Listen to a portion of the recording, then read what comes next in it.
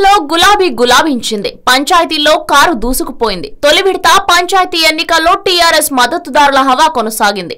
200 సర్పంచ్ పదవులు అధికార పార్టీ బలపరిచిన వారికే దక్కాయి. తొలి విడతలో 4479 పంచాయతీలకు నోటిఫికేషన్ జారీ కాగా 769 సర్పంచ్ పదవులు ఏకగ్రీవమయ్యాయి. రాష్ట్ర వ్యాప్తంగా 3710 సర్పంచ్ పదవులు, 28974 వార్డు సభ్యుల పదవులకు సోమవారం ఉదయం 7 గంటల నుంచి మధ్యాహ్నం 1 గంట వరకు పోలింగ్ జరిగింది.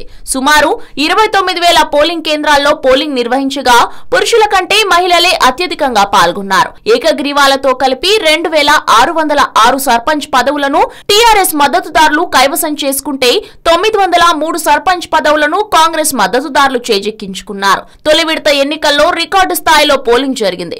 రాష్ట్ర వ్యాప్తంగా 85.76% పోలింగ్ నమోదైనట్లు రాష్ట్ర ఎన్నికల సంఘం ప్రకటించింది. ఎన్నికలను సవాల్గా తీసుకుని ఓటర్ను పోలింగ్ కేంద్రం వరకు రప్పించడంలో బరిలో ఉన్న అభ్యర్థులు పోటీ పడ్డారు. ఫలితంగా పెద్ద ఎత్తున పోలింగ్ నమోదైంది. యాదాద్రి భువనగిరి జిల్లాలో రికార్డు స్థాయిలో 95.32% పోలింగ్ నమోదు కావడం గమనార్హం. ఖమ్మంలో 93.92%, రంగారెడ్డిలో 92.67%, సూర్యాపేటలో 92.35%, మెదక్లో 91.66%, నల్గొండలో 91.28%, వరంగల్ రూరల్లో 91.23%, సిద్దిపేటలో 90.02% పోలింగ్ నమోదైంది.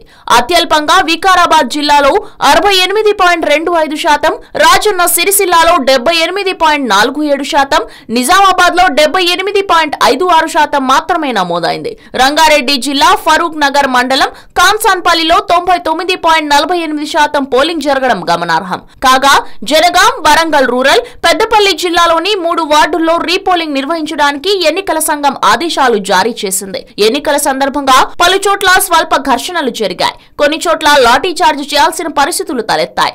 చెదురుమదురు ఘటనలు మినహా పోలింగ్ ప్రశాంతంగా జరిగినట్లు అధికారులు పేర్కొన్నారు. హలో, మిమ్మల్నే యోయో టీవీ యాప్ డౌన్లోడ్ చేసుకున్నారా? ఇంకా లేదా? మీ యాప్ స్టోర్ కి వెళ్ళి వెంటనే డౌన్లోడ్ చేసుకోండి.